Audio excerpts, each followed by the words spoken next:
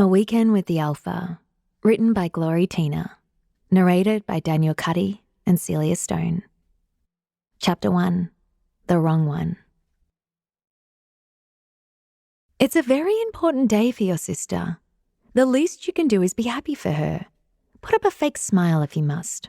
But please, dear, let go of that frown on your face. Blood coursed through my veins as I hear the annoying voice of Betty Adams say from right beside me as we entered the chapel. You would think a mother should have her daughter's back more than anything, but I guess when you're her least favourite child, that's bound to happen. That is why today, being the 21st day of March, I am walking my younger sister down the aisle to meet her future husband, whom I thought was the love of my life 4 weeks ago. My story is short. I met Owens Pierce in my first year at the university studying medicine and thought we had something magical. Turned out there was nothing magical about us, and he only used me to get closer to my little sister. I was the fool in my short story, and 4 weeks ago they finally came out and told me the truth. I felt weak and unable to do anything. To make matters worse, they announced their engagement a week later, hinting at their eagerness to get married. Owens and I dated for 3 years, and not once in those 3 years did he speak about getting married. But I guess when you meet the right one, you know. I was the wrong one all along. Tatiana, my 20-year-old sister, with whom I have since developed an estranged relationship with, since I found out about her affair with Owens, made me her maid of honour and the chief coordinator for her grand wedding. The last thing I wanted was to be anywhere near both of them. I needed a lot of distance to get over the heartbreak and the betrayal from both my ex-boyfriend and my sister. I chose to be the mature one, and I wished them well, but I wanted to do it from miles away. They placed the burden of the maid of honour on my shoulder, despite my best attempt to decline. In Tatiana's words, doing this would be my way of proving I was really over it. I had to agree to be her maid of honour after my mother stepped in and the wedding preparations started 3 weeks ago. My mother saw nothing wrong with the whole situation. She had video called to give me the news of Tatiana's new boyfriend, even though she knew he was my boyfriend for 3 years and had seen pictures of us together. The response I got from her when she saw my puffy eyes after the breakup couldn't surprise me. In her words, at least one of us got to be happy. No, the Adams did not adopt me, and neither was Betty my evil stepmother. I was her daughter, and I became her least favourite amongst the other two after my father died. My parents had us 3, Lionel being the oldest, Tatiana being the youngest, and then there was me. Lionel would have been our mother's favourite if he wasn't a drug-addicted junkie, so mother shifted her love to her youngest child, Tatiana, skipping her second. Meeting Owens 3 years ago was a breath of fresh air.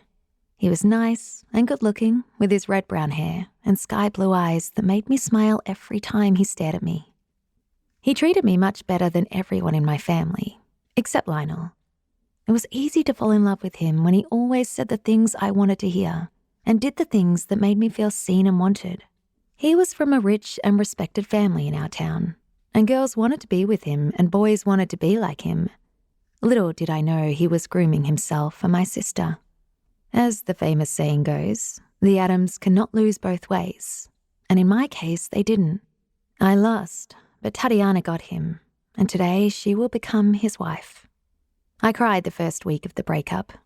I have since found comfort by reminding myself how this was better than marrying someone whose show of love was a charade all along. Dia, my best friend, had told me to give my family the middle finger for pushing for me to be the maid of honour for my sister at her wedding. To an extent, I wanted to do that, rebel, and make sure their day was as disastrous as it should be. But I wasn't a vengeful person. I had never known myself to be and didn't want to become that because of them. Lionel was the only one on my side, but since they did not regard his opinion in the family, there was only so much he could do. In times like these, I wished my father was still here with us. He would have had my back, but sadly, he died 7 years ago in a car crash while on the way to my secondary school swimming competition. The sound of the melodious trumpets signalling the bride's presence went off, and all those gathered at the chapel rose to their feet. With a beaming smile on her face, Tatiana made her way towards the altar where Owens Pierce stood in a black tuxedo waiting for her with a charming smile on his face. I looked away from the altar and my eyes drifted.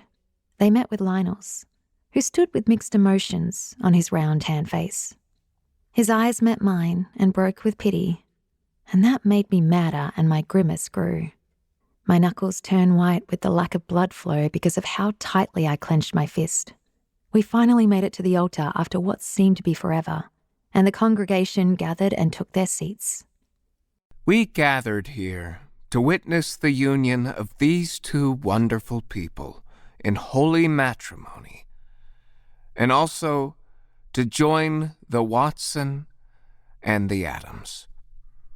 The priest began. A scoff left my mouth at his words, and Tatiana glared at me, but her glare could not compare to the one Betty cast my way from the left side of the chapel where she sat. I ignored them, and the priest continued like no one had interrupted. He read the Bible passage and then read out the vows. Grinning like an idiot, Owen said, "I do," and Tatiana did the same with a gleeful face. Is there anyone that has a reason these two shouldn't be joined in holy matrimony? The chapel grew as silent as the grave for a few seconds, and I thought back to what Dia had suggested, flashing my mum, sister, and Owens the middle finger. It would make this perfect wedding a disaster. It would also make me the villain, the hater of good things, and the worst member of the Adams family. At the same time, this would make me so happy, and at least Lionel will have my back. But I couldn't do it. No one said a thing, and the union was sealed. The couple then moved to the reception venue, Beverly Hall, one of the biggest event halls in the town where dancing and singing and food were. I kept a reasonable distance, watching the new couple laugh and smile lovingly at each other. It made my stomach turn in disgust, and I turned my eyes away. Do not be a hater of good things. Betty said her famous line, coming to stand beside me with a glass of red wine in her hand. Your sister is happy, that's what's important. Luckily enough, Tatiana's happiness was Betty's happiness as well. But today she was dressed to kill in her peach sequins gown and made up to look like the mother of the day. I didn't even look at her. At this point, I wasn't ready to deal with her, and I couldn't stand to look at her. What about my happiness? I said through gritted teeth. She scoffed. Do not be ridiculous. She took a sip of the wine in her hand and took her leave. I reached for the glass of wine on the tray of the waitress passing by and emptied it into my mouth. I placed the glass back, picked another, and walked toward the sound engineers, who positioned themselves on the left side of the hall where everyone could see. I'll show Betty what ridiculous looks like. I got over to the sound corner and requested a mic, and though the DJ did as I requested, he gave me a weird look. I didn't give him any other option but to do what I said. He turned down the music playing, and I began to speak. Hello, everyone. It's so nice to see all these beautiful faces. The eyes of everyone turned to me, and though I felt nervous, I continued. When the priests asked us who had a reason why the new couple shouldn't be joined at the chapel, I realized I didn't have a reason, so I kept silent then. I, however, have a few things to say, and it has to be heard. Zera? Tatiana called out, her tone warning me not to do what I had in mind. But the last I checked, I was the older one. I boldly ignored her and turned to the guests staring at me. I saw Betty's cheeks burning red with rage, and I couldn't have loved it more. Today, my sister became the wife of this guy who 1 month ago was in my bed telling me how much he loved me. Turned out he didn't love me as I thought in the past 3 years. He was just waiting for my sister to become legal.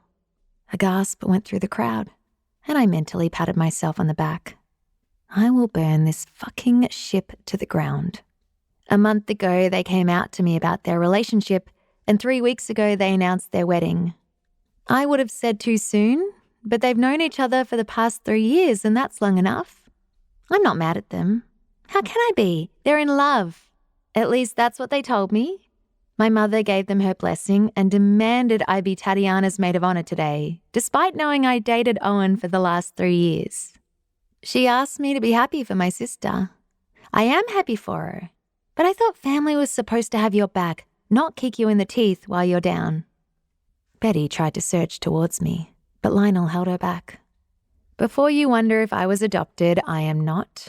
7 years ago, I lost my father, and my mother had placed the blame on me ever since then. My vision blurred as I spoke, and my voice choked up a little. I wished my father was here too, because if he was, he would never do this to me. The tear ran down my face, and I quickly wiped it off and blinked the rest back in. I had to finish what I started. In the last 3 weeks, I have wondered what I ever saw in Owen. He had the most annoying voice I ever heard, and he snored too loud for my liking.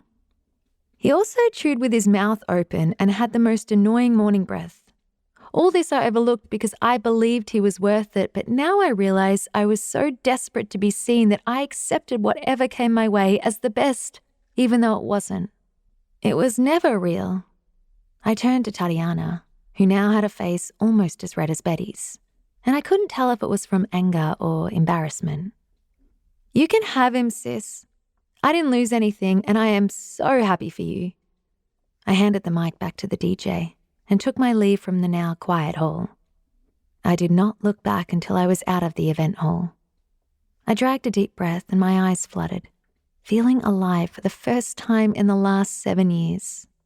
What the hell did you think you did in there?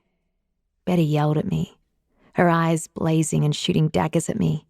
I turned to face her, having no remorse or apology in my eyes. What I should have done a long time ago.